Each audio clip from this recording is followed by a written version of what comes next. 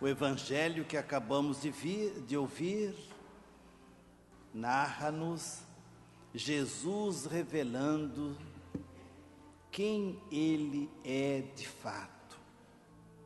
O evangelho inicia-se colocando Jesus em oração no horto.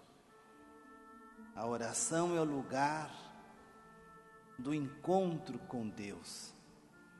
Curiosamente, esta oração de Jesus é uma oração de discernimento, para que a gente aprenda como rezar.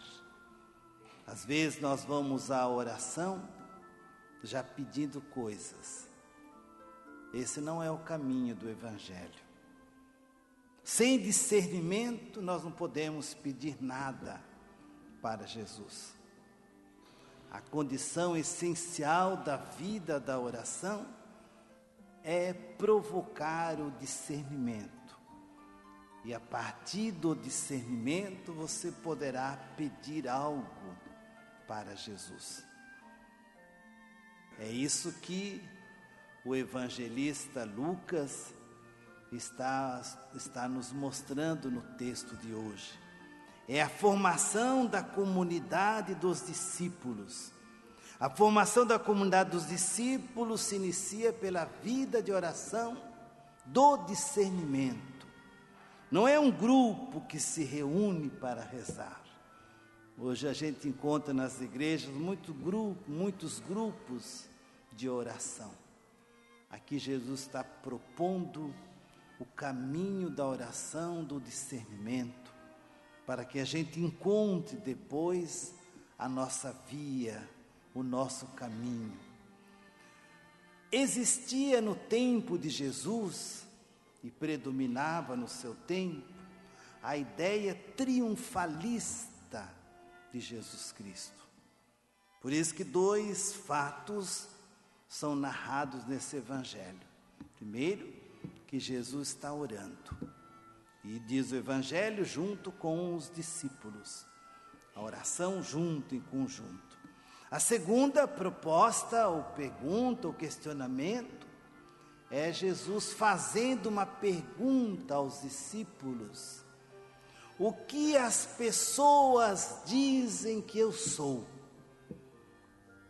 Porque havia muitas pessoas que pensavam coisas equivocadas sobre Jesus. Por isso que a necessidade da vida de oração de discernimento. É no discernimento que eu vou descobrir quem é Jesus. Curiosamente, os discípulos, eles respondem a Jesus dizendo: olha, o pessoal diz que o Senhor é um grande profeta, é Elias, é Moisés. Em nenhum desses momentos eles dizem que Jesus, que o povo dizia que ele era um curador, um libertador. Não disseram isto, porque essa ideia não passava na cabeça do povo, e muito menos na cabeça dos discípulos. Mas existia a ideia triunfalista, que Jesus iria triunfar, iria provocar uma revolução em toda Jerusalém. Por isso que Jesus se encontra em oração de discernimento. Segundo momento, Jesus questiona os discípulos para ver o que eles estavam pensando a respeito disto. Hoje conhecemos Jesus através do testemunho dos discípulos. Mas a gente fica muito ainda motivado por aquilo que ouvimos dizer sobre Jesus. O que nós ouvimos falar sobre Jesus, o que se diz sobre Jesus, certamente tem que ser o nosso questionamento. Somos contaminados por falsos valores que dominam a sociedade nos tempos atuais.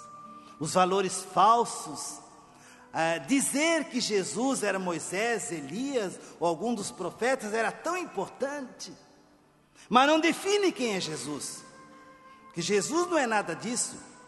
A sociedade também vive cravejada de ideias e de propostas que não são as propostas de Jesus. Isso passa pela nossa casa, pela nossa vida, pela sociedade, enfim. Todos nós lembramos-nos que no dia 26 de maio do ano passado, aliás, do mês passado, uma moça no Rio de Janeiro foi estuprada. Diz que foi abusada por 33 homens. E as consequências disso, nós ficamos estarrecidos ouvindo conversa. E uma conversa mais louca do que a outra. Uns propuseram já a pena de morte. Outros, os nossos governantes, deputados, já se juntaram para fazerem leis severas, porque ficaram escandalizados com o fato. E a maioria da população ficou indignada. Surgiu com isto a ideia de aparecer os salvadores da pátria, criando uma chamada cultura do estupro. Coisa chique, elegante. Parece certamente as feministas, os indignados, e a levantam essa nova bandeira. São os salvadores da pátria. Por outro lado, irmãos, nenhuma tentativa de se corrigir os problemas.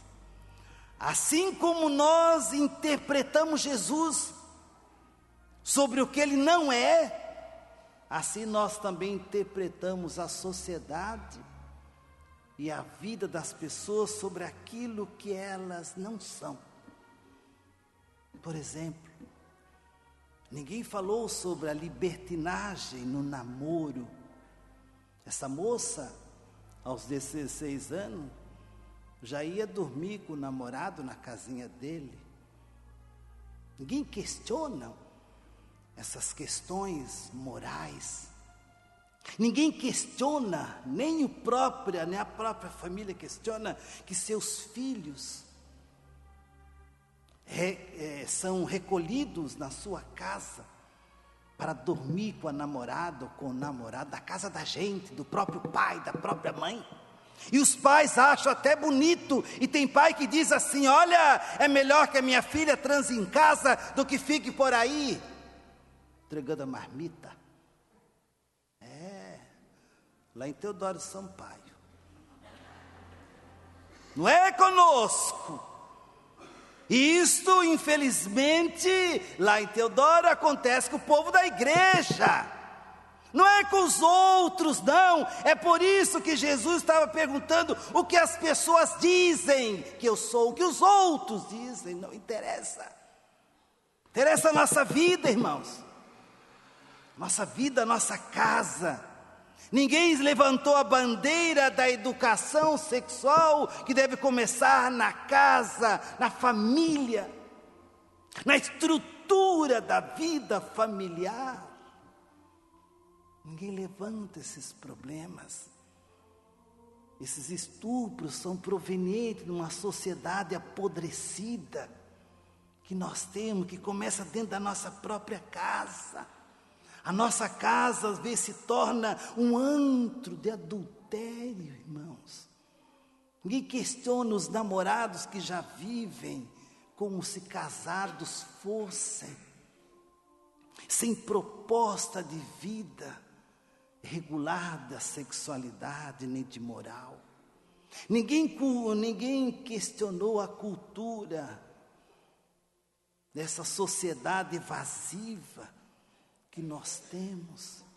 Ninguém questionou a possibilidade de termos famílias diferentes. Ninguém questionou. A gente fica indignado com as coisas que acontecem.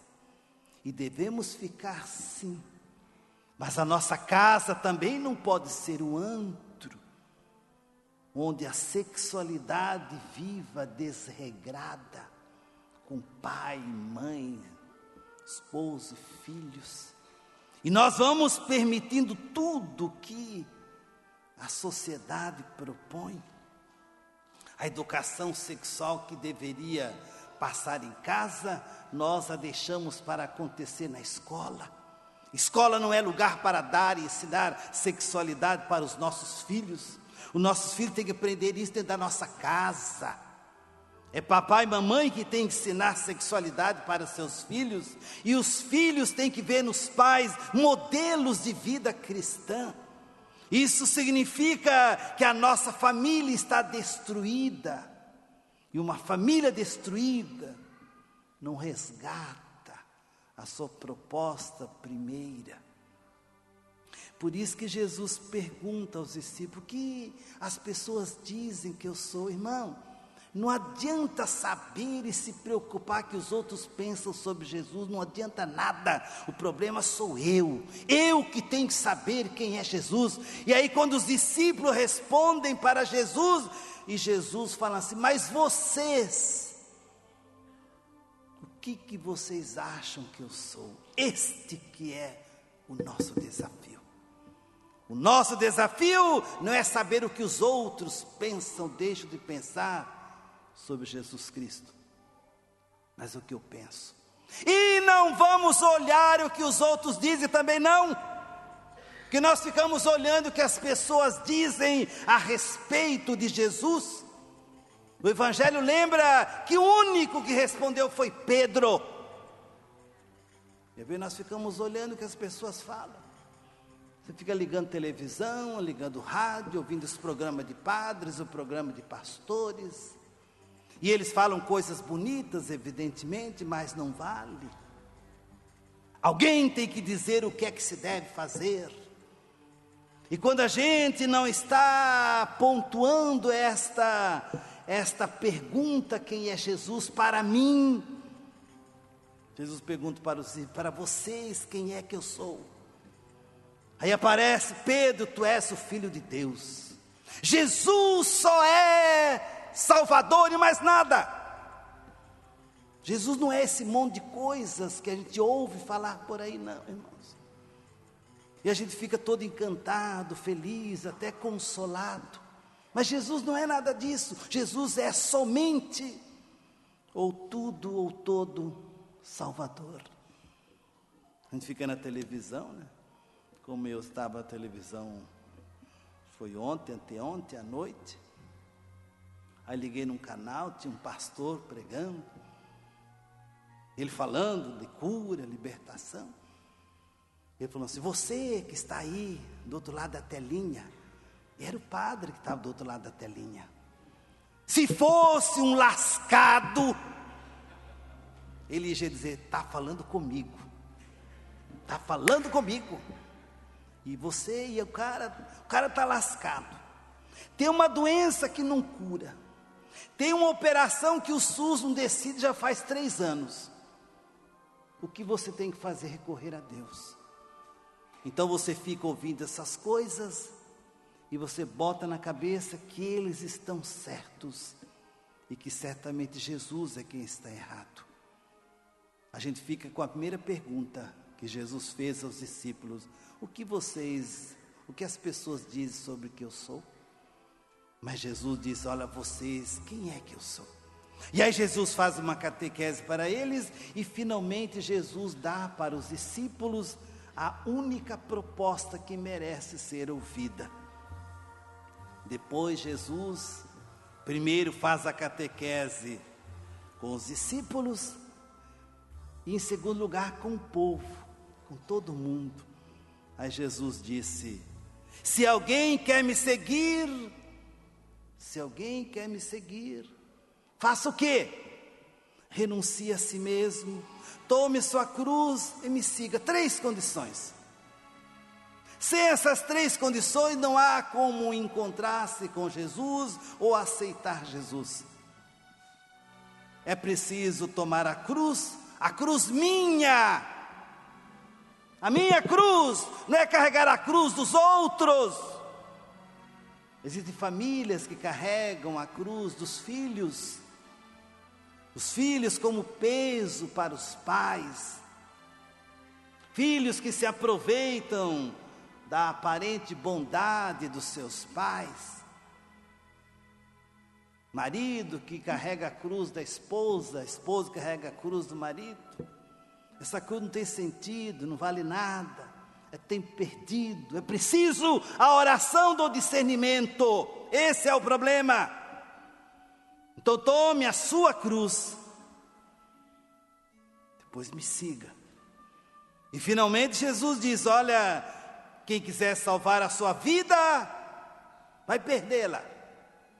Pode se preparando para perder a vida. E se perde a vida através dos desafios da vida.